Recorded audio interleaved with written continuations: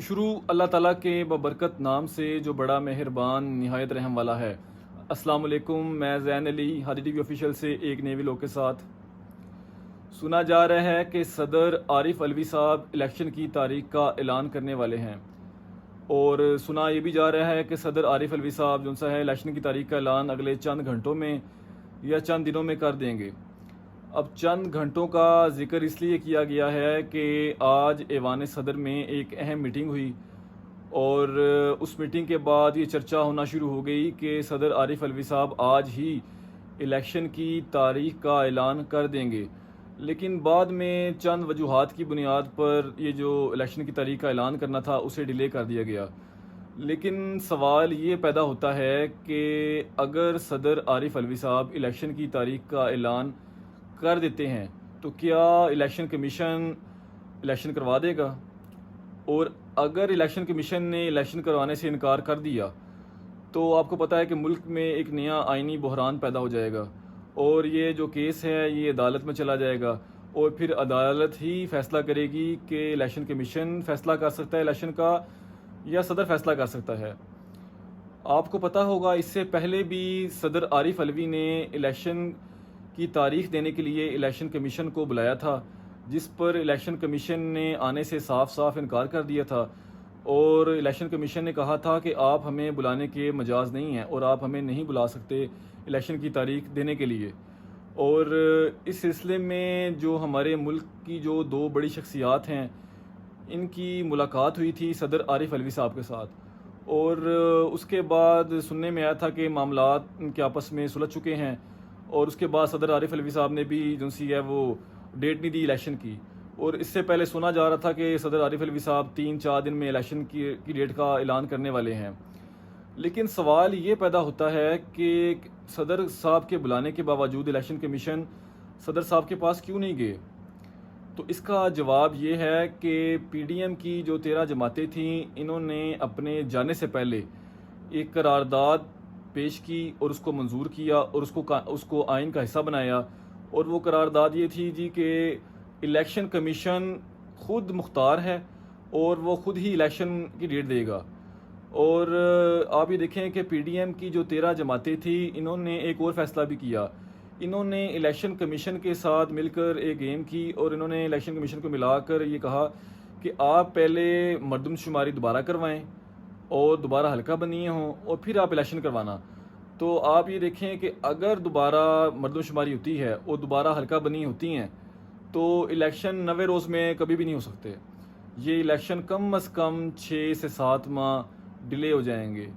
और इस सिलसिले में आप ये देखें कि अब बिलावल साहब भी कहना शुरू हो गए हैं कि इलेक्शन करवाएं और 90 रोज़ में इलेक्शन करवाएं और इलेक्शन कमीशन अपनी ज़िम्मेदारियां अदा करे।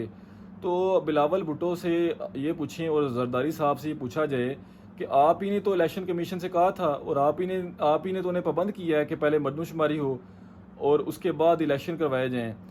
आप ये देखें कि अगर इलेक्शन लेट होते हैं 6 माह तो ये इलेक्शन कम अज़ कम फरवरी में होंगे या अप्रैल में होंगे, क्योंकि मार्च में तो रमज़ान शरीफ आ रहा है और मार्च में इलेक्शन नहीं हो सकते। और दूसरी ख़बर आज की ये है कि पंजाब पुलिस का एक नया कारनामा सामने आया है। आपको पता है कि पिछले 16 माह जो पीडीएम ने हुकूमत की है तो इन्होंने पूरे मुल्क का बेड़ा गर्क करके रख दिया था और बेरोज़गारी और जो जिन लोगों का कारोबार है उन लोगों का कारोबार तबाह हो गया और महंगाई मतलब बेड़ा गर्क ही करके रख दिया है। और वो खुद जो जरदारी साहब हैं वो दुबई हैं और जो नवाज शरीफ साहब हैं और जो शहबाज शरीफ साहब हैं वो लंदन में बैठे हुए हैं।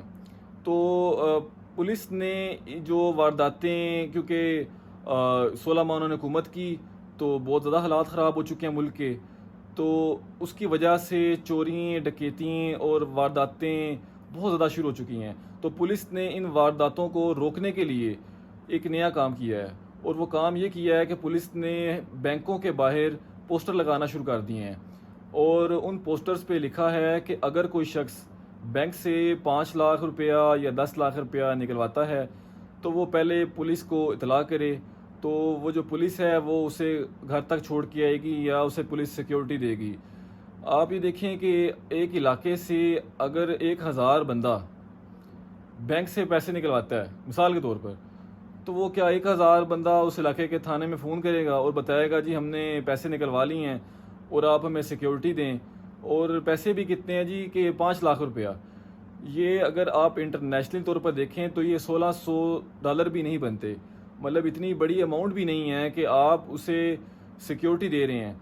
अब बेहतर काम तो ये है कि आप जो सा है एक कुछ अच्छा काम करें, कोई बेहतर हिकमत अमली बनाएं इस काम के लिए और आवाम को बेहतर सिक्योरिटी दें। तीसरी खबर आज की ये है जी कि आपको पता है कि मराकश में ज़ल्ज़ला आया है जिसकी शिद्दत थी 6.8।